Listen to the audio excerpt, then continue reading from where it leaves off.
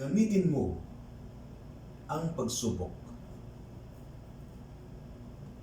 Taong 1995, ako'y nasa edad na 16 sa Minahan Landless, Barangay Malanday, Marikina City. Unang beses kong naranasan ang lagpas dibdib na baha na dulot ng tuloy-tuloy na pag-ulan. Kakaunti na nga lang ang aming mga gamit at mga damit ay sinira pa ng baha. At ang tanging magagawa namin ay bumangon agad mula sa dagok na ito. Aayusin at lilinisin namin muli ang aming munting tahanan. Naranasan kong pumasok sa eskwelahan na basa pa ang aking suot. Hindi pladyado dahil walang kuryente at may bakas pa ng putik. Maraming beses na rin kaming namalagi sa evacuation centers. Maraming beses na rin akong nakitira pansamantala sa bahay ng aking mga kaibigan. Bahay nila na hindi binabaha upang makapasok pa rin ako sa school kahit kasalukuyang nagsisimulang muli ang aming pamilya. Ilang araw lamang ang nakalipas ay isinugod namin sa QI Hospital ang aming nanay dahil siya'y sumuka ng dugo. Dulot ng sobrang pagod sa araw-araw na pagbubungkal ng lupa at nadagdagan pa ng pagod dahil sa pag-aayos sa aming bahay na winasak ng baha. Oo, bago pa ang baha ay nagbubungkal na siya ng lupa upang taniman niya ng mga gulay. Bukod sa paglalabada, ito ay isa sa mga pambuhay niya sa amin habang nasa ibang bansa ang tatay ko, ngunit walang padalang pera. Namalagi si mama ng halos 1 taon sa ospital at ako ang nag-iisang anak na nagbantay at nag-asikaso sa kanya. Pagkagising sa umaga ay asikasuhin ko muna siya bago ako pumasok sa eskwela. Pagkabalik sa ospital, aasikasuhin ko siyang muli at saka lang ako makakapag-aral at makakagawa ng mga assignments at mga projects sa school. Laging puyat, laging pagod. Ngunit itinuloy ko ang laban. Dahil kapag nasa eskwelahan naman ako, ay katatagan ang pinapakita ko sa mga estudyante at mga kamag-aral ko. Ako ang pangulo ng klase at ng Supreme Student Council noong 1995 hanggang 1996. Kaya tinitiyak ko na inspirasyon at kasigasigan ang makita at makuha nila sa akin. Dalawang pinakamatali kong kaibigan ang tanging nakakaalam ng tunay kong sitwasyon sa buhay. Ngunit sadyang mahirap labanan ang mga luha at sakit na nararamdaman. Kaya may mga pagkakataong pupunta ako sa isang sulok at doon ay saglit akong iiyak. Iiyak. Ilalabas ang bigat ng aking pakiramdam. At pagkatapos ay haharap akong muli sa mga tao na parang walang nangyari. Nais ko ring maging valedictorian ng mga panahong iyon upang ako'y makapagpatuloy sa kolehiyo at nang hindi ako mahirapan sa gastusin sa school.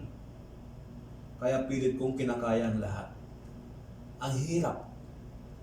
Lalo na sa mga panahong wala akong kakamping mga magulang at mga kapatid. Tanging Diyos lang ang nagsasabi sa akin na lumaban ka. Kaya mo yan. Kaya nagtapos ako sa high school na second honorable mention. Hindi ako valedictorian. Masakit. Naisip ko na sana ay maaluwan ang buhay namin. Na sana ay hindi nagkasakit si mama. Na sana ay nagpapadala ng pera ang tatay ko. Na sana ay focus lang ako sa studies. Subalit kahit hindi ako valedictorian, ay salamat pa rin sa Diyos. Dahil alam kong sa puso ng mga magulang ko ay ako ang the best. Dahil sa kabila ng mga pagkukulang na sa akin, na aminado naman sila, ay napatunayan nilang mahal ko pa rin sila at ginagalang ko pa rin sila at sinusunod ko pa rin sila. Isang araw, bago namatay ang tatay ko noong 2002, nakita ko sa wallet niya ang aking graduation photo.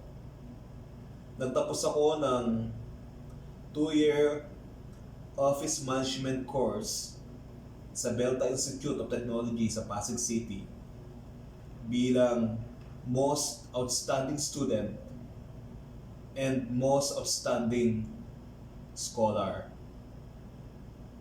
To God be the glory. Sa aming mga magkakapatid ay larawan ko lang ang nasa wallet ng tatay ko. Maaaring proud siya sa akin dahil sa naging matatag ako at naging mapagpatawad na anak. Samantalang ang nanay ko naman ay sa akin ipinangalan at ibinigay ang lupa na kinatatayuan ng bahay namin sa Marikina. Ito ay dahil sa ating Diyos na buhay na napakabuti at mapagmahal na siyang pinadalo niya sa aking mga magulang upang ako na may kanilang pagpalain din, sapagat ang Diyos ay napakabuti. Sadyang napakaraming pagsubok. Noong 2009, habang ako ay nagtatrabaho sa Saudi Arabia, ay nilubog at winasak ng bagyong Ondoy ang aming bahay sa Marikina. Inanod lahat ng mga gamit na tinipon sa loob ng higit 3 taon. Wala kaming choice kundi magsimulang muli. Na naman, paulit-ulit na laban. Paulit-ulit na simula. Ngunit walang katapusan. Oo, habang may buhay ay may laban. Ngunit lagi ring may pag-asa at tagumpay. Ang mga binanggit kong pagsubok sa buhay ko ay ilan lamang sa kung paano hinubog ng Diyos ang aking pagkatao. Tunay na hindi niya pahihintulutan ang mga pagsubok na nangyayari sa iyo kung hindi mo ito kayang pagtagumpayanan. Alam niyang kaya mo, kaya mo nararanasan ang mga pagsubok na iyan. Sasamahan ka niya sa paglutas. Sasamahan ka niya hanggang ikaw ay magtagumpay. Kaya't huwag kang bibitaw sa pananalig at pagtitiwala sa Kanya, gaano man kabigat ang mga problema mo. Laging may pag-asa. Laging may magandang bukas. Gamitin mo ang mga pagsubok bilang tuntungan mo patungo sa mas mayamang pagkatao at mas maunlad na pamumuhay. Gamitin mo ang mga pagsubok bilang lakas mo na nagpapatunay na maaari kang pagkatiwala ng mga tao dahil matatag ka at maasahan ka na kaya mong ipanalo ang bawat laban na ibinibigay sa iyo. Gamitin mo ang pagsubok upang maging inspirasyon ka at ehemplo ka sa kapwa mo upang sila'y maging matibay din na tulad mo. At higit sa lahat, gamitin mo ang mga pagsubok upang parangalan mo ang dakilang Diyos sa buhay mo, na anuman ang mangyari, ang puso, isip, at kaluluwa mo ay sa Kanya pa rin nakasalig at nakalaan. Huwag pagagapi sa mga pagsubok. Gamitin mo ito